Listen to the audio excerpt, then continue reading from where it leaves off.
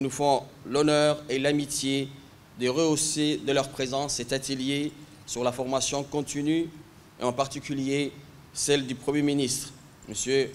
Abdelkader Kamil Mohamed.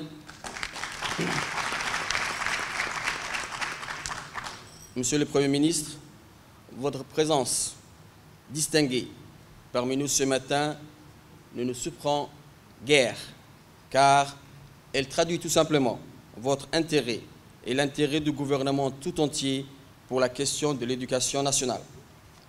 Merci de marquer très clairement la volonté du gouvernement d'édifier un système éducatif de qualité, performant et accessible à tous, conformément à la vision de son Excellence, le Président de la République, M. Ismaïl Omar Guelleh.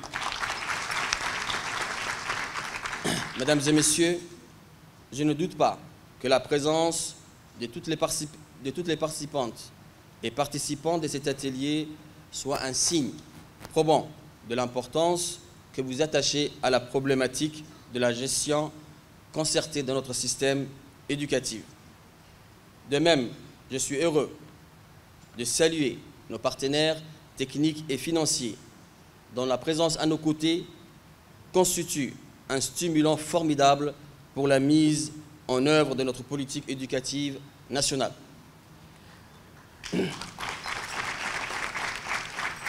Je note, pour m'en réjouir, que l'atelier de réflexion sur la formation continue arrive à point nommé, car il pourra concourir à l'atteinte des objectifs du projet transformateur de notre système éducatif à travers une nouvelle politique de formation continue, le renforcement des capacités et la professionnalisation des personnels bénéficiaires. De ce fait, le ministère de l'Éducation nationale et de la formation professionnelle, convaincu que la recherche de la qualité est fonction de la valeur attribuée à la formation, s'engage donc à repenser, à restructurer la formation continue tant dans le fond que dans la forme, afin de pouvoir définir des axes stratégiques novateurs, et cela conformément aux différentes orientations visant au renforcement de la qualité des enseignements-apprentissages à travers la formation, l'encadrement et le développement professionnel des personnels du ministère et en particulier des enseignants. Mesdames et Messieurs, d'aucuns le savent, depuis le colloque relatif à la qualité des enseignements-apprentissages organisé par le ministère du 18 au 20 décembre 2016, la formation demeure l'un des leviers importants pour accélérer les processus de professionnalisation et de transformation des pratiques de classe. Il n'est pas inutile de souligner que la formation continue contribue à l'amélioration des méthodes d'enseignement à la faveur des pratiques innovantes, de l'appel de nouveaux outils didactiques et de nouvelles méthodes pédagogiques. De plus, la mise en œuvre des dispositifs de formation multidimensionnels avec l'introduction des technologies de l'information et de la communication pour l'éducation peut garantir, donc, dans le contexte djiboutien, marqué donc par une grande hétérogénéité des profils recrutés, une hétérogénéité également des approches d'apprentissage. Dès lors, la nécessité des choix politiques clairs dans le domaine de la formation continue des personnels est apparue indispensable, mais aussi nécessite pour réaffirmer un certain nombre des principes fondateurs de notre école inclusive des qualités, dans celui qui place l'enseignant au cœur du système. Mesdames et Messieurs, en guise de contribution, je voudrais ici souligner avec force que l'atelier sur la formation continue se doit de susciter des questionnements autour du sens, des contenus, des finalités, des objectifs de la formation continue, mais également sur son statut et sa stratégie de mise en œuvre. Car au-delà d'un dispositif cohérent et intégré de formation continue, nous ne pouvons plus considérer la formation continue des personnels du ministère de l'Éducation nationale et de la formation professionnelle comme une option, alors que celle-ci est capitale pour la qualité de notre système éducatif de demain. Je m'inscris donc dans cette dynamique et soutiens ces plaidoyers pour la formation continue qui doit désormais constituer un droit inaliénable pour chaque enseignant, mais aussi un devoir car elle demeure la clé qui ouvre les portes de tous les savoirs et l'échelle pour la plus évidente de l'ascension professionnelle. Je voudrais par ailleurs m'exprimer d'ores et déjà et vous garantir ma confiance à cet atelier qui redéfinira, Inch'Allah, les choix stratégiques, les grandes recommandations sur la base des objectifs du projet transformateur de notre système éducatif. Et en cela, je m'appuie sur la citation de son Excellence, le Président de la République, M. Ismaïl Omar Guelleh, qui dit donc « Nombreux sont ceux qui mettent en doute notre capacité à mener de front nos projets d'avenir. À cela, nous leur répondons que nos ambitions n'ont d'égal que notre volonté de nous affranchir de tout ce qui pourrait brider nos énergies et nos talents et que plus que jamais, nous avons foi en l'avenir. » Avant de terminer mon intervention, je voudrais remercier d'avance toutes celles et tous ceux qui ont organisé et participé donc à cet atelier, et notamment l'équipe du Centre de formation des enseignants de l'enseignement fondamental qui ont assumé la responsabilité et la charge de la préparation de cet atelier. Je leur dis bien sûr bravo et bon courage pour la suite. Mesdames et messieurs, donc je vous souhaite la réussite de vos travaux. Vive l'éducation nationale, vive le président de la République, vive la République de Djibouti. Merci, Excellence. J'invite son Excellence, Monsieur le Premier ministre, Monsieur Abdul Qader Kamil Mohamed, pour son intervention. Bismillahirrahmanirrahim. Monsieur le ministre de l'Éducation nationale, Mesdames et Messieurs les membres du gouvernement, Mesdames et Messieurs les représentants des organisations internationales, Mesdames et Messieurs de la communauté éducative, Mesdames et Messieurs, c'est avec un immense plaisir que je me retrouve aujourd'hui près de ceux qui font la richesse de notre pays, des viviers, des formateurs, ces ressources humaines qualifiées, compétentes, engagées pour répondre à des multiples besoins de nature économique, sociale ou environnementale. Comme vous le savez tous, nous ne disposons certes pas d'importantes ressources naturelles pour répondre aux exigences nationales et internationales, mais nous disposons des hommes et des femmes instruits et qui instruisent afin de renforcer notre capital humain. À juste titre, le chef de l'État n'a cessé de porter toute son attention sur la formation des hommes et des femmes. Il a l'habitude de qualifier le potentiel humain djiboutien de véritables richesses nationales qu'il faut constamment valoriser. Ce travail de valorisation ne doit jamais s'arrêter car il est toujours nécessaire de l'améliorer, de l'adapter aux progrès et aux environnements changeants.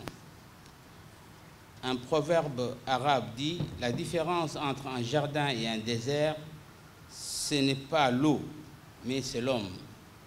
Je retiens de ce proverbe un élément très important. C'est l'homme avec un grand H, ça peut être une femme aussi, c'est pareil, qui est au cœur de tous les processus. Qui est au cœur de tous les processus de transformation, d'évolution ou de mutation d'une étape vers une autre. Disposer des ressources humaines formées et organisées de façon rationnelle permet à une société, une organisation de relever de manière efficace et efficiente les différents défis.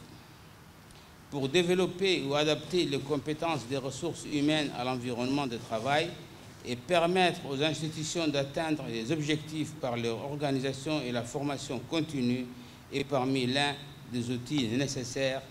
En ce qui vous concerne, la formation continue est un processus d'apprentissage qui permet à l'enseignant d'acquérir des savoir-faire et, à mon humble avis, elle représente pour chaque agent un droit, un investissement de nature à lui permettre de développer constamment ses compétences professionnelles pour exercer avec plus d'efficacité les missions qui lui sont confiées. Mesdames et messieurs, cet atelier est donc l'occasion inouïe de faire le point sur l'existant et de renforcer les acquis afin de mieux préparer l'avenir. Mener une réflexion sur la mise en place d'une politique nationale de la formation continue et de renforcer l'approche participative et inclusive de notre politique en mettant en avant les acteurs concernés. Il n'y a que vous, enseignantes et enseignants, qui peuvent dire ce qui va et ce qui ne va pas, et quels sont les besoins prioritaires.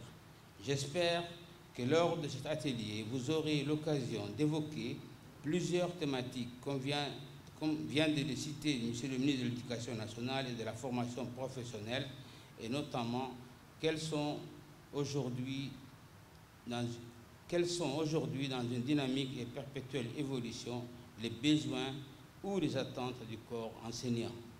Les contenus des formations vont-ils dans le sens de l'innovation et se calquent-ils aux besoins du marché du travail?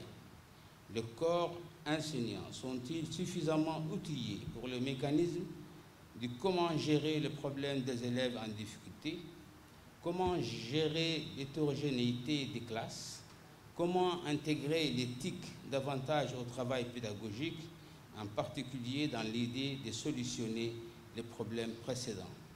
Ces quelques réflexions et bien d'autres vous permettront peut-être de mener à bien et au mieux de vos travaux afin qu'il y ait une prise de conscience de la dynamique qui sous-tend la formation continue dans ses actions visant au renforcement des capacités professionnelles du personnel de l'Éducation nationale.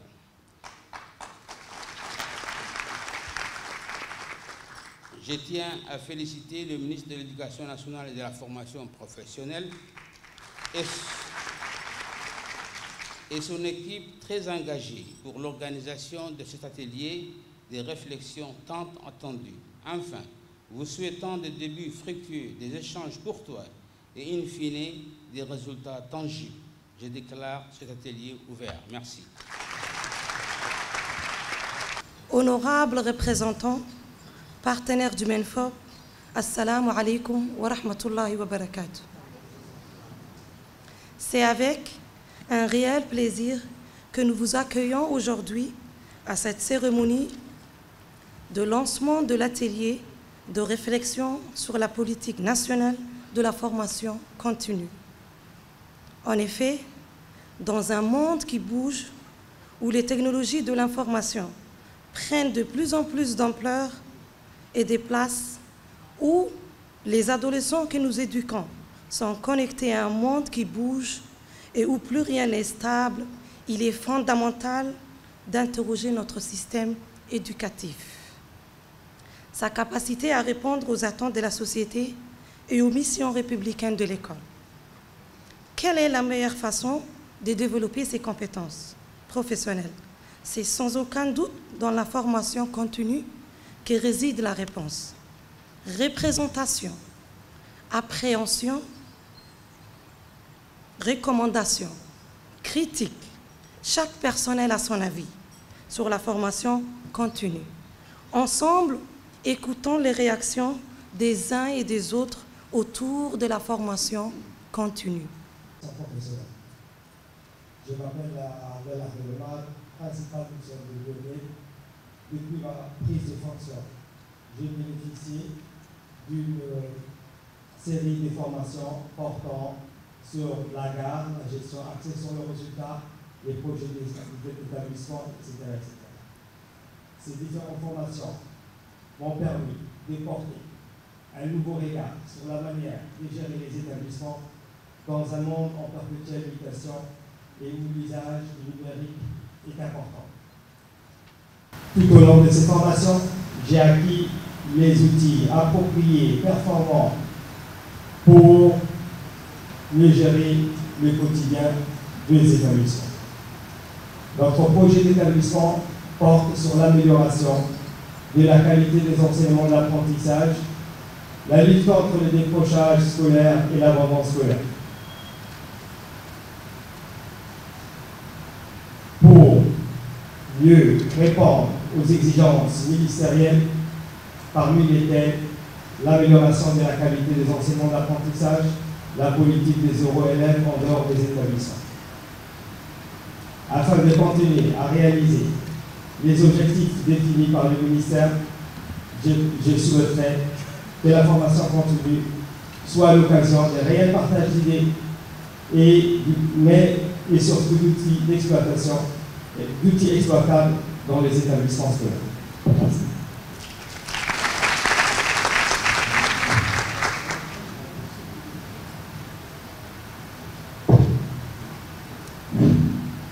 Assalamu alaikum wa rahmatullahi wa barakatuh. Mon nom est Farhan Ibrahim Ismail, stagiaire à la première promotion du corps unique. Je tiens une classe de multigrade, de niveau, première année et deuxième année, à l'école de Chevalier. J'ai bénéficié de plusieurs formations qui m'ont permis de mieux gérer cette réalité qui m'était inconnue. J'avais fait une module sur la gestion des classes multigrades, ce qui m'a permis aujourd'hui de mieux gérer la gestion de ma classe. Par ailleurs, pour ma titularisation, je dois présenter et soutenir un mémoire de fin d'études, une formation théorique et un encadrement pratique pendant ma carrière de stage.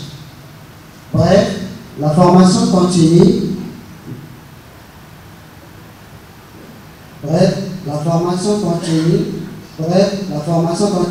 Je vais mettre toutes les chances de mon côté et franchir les étapes les unes après les autres.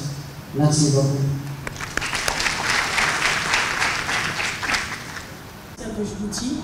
Puis j'ai exercé dans différents lycées de la capitale. Le ministère m'a offert une formation diplômante au master par le biais du CFF. C'est une formation, certes, qui demande un travail, qui représente une charge de travail importante. Cependant, c'est un facteur de motivation pour moi. Elle me permet de renforcer mes compétences professionnelles et de contribuer à mon niveau à l'amélioration de la qualité de notre système. C'est également un moyen de promouvoir ma carrière et il est évident que dans un métier en perpétuelle mutation, la formation continue est indispensable. Merci. Salam alaikum wa rahmatullahi wa barakatuh. Moi, c'est Abdelrahman Mohamed Barkhad et je suis le responsable de l'école spécialisée des sourds et malentendants de cette pays depuis 2006-2007.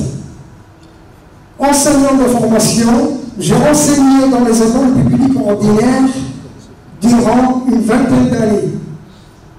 Vous pouvez imaginer, je le pense, l'état de monotonie dans lequel je me suis installé.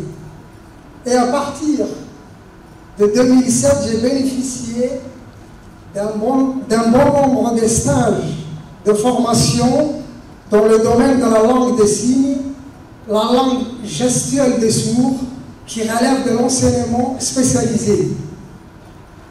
Ces sessions de formation ont entièrement changé mon quotidien professionnel et m'ont permis de développer des compétences, mais aussi des qualités humaines au contact de ce public combien attachant, qui est celui des enfants à besoins spéciaux. J'ai pu donc, à mon niveau, participer à la contribution de l'édifice de cette institution scolaire.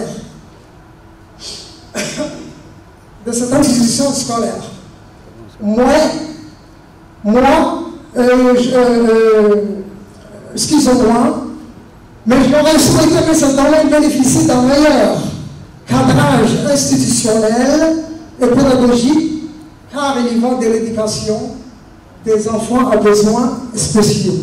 Merci. Minister of National Education and Professional Training, Excellency Member of the Government, distinguished guests, ladies and gentlemen, my name is Abdullah Usman Taher. I'd like to share with you some of the benefits of professional continued training on my career as an educator. I have received many training, both in Djibouti and outside Djibouti. The training were very effective as they answered my personal and professional needs. First of all, the training boosted my confidence in teaching and sharpened my knowledge. Secondly, the continued professional development also gave me a pathway to career mobility. For instance, it helped me to move from being a high school teacher to curriculum developer, to pedagogical advisor, to teacher training. Thank you very much, Minister of Education. Salam alaikum wa rahmatullahi wa barakatuh.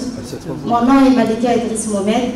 Je suis secrétaire à la direction générale du CFEF.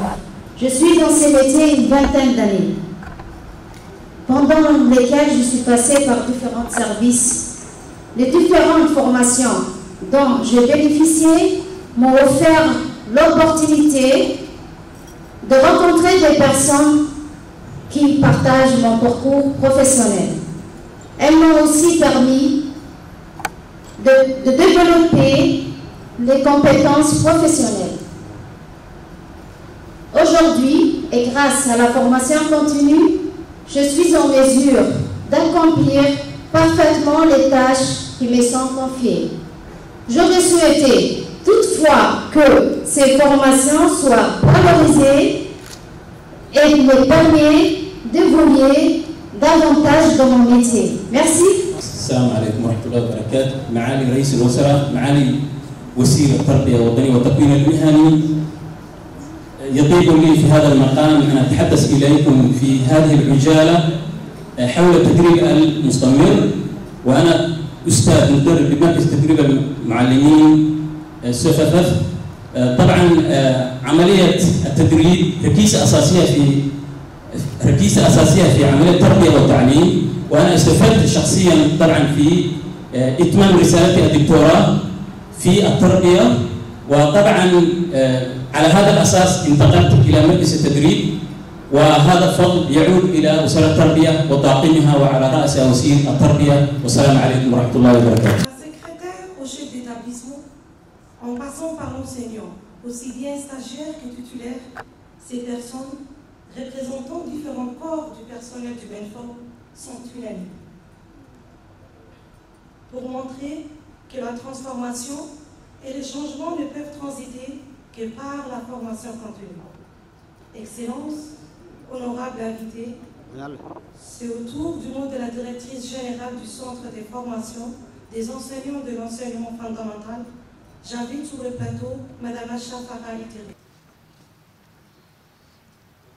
Excellences, Monsieur le Premier ministre, Excellences, Monsieur le ministre de l'Éducation nationale et de la formation professionnelle, Madame et Messieurs les membres du gouvernement, chers partenaires, chers cadres du ministère de l'Éducation nationale, chers enseignants, assalamu alaikum.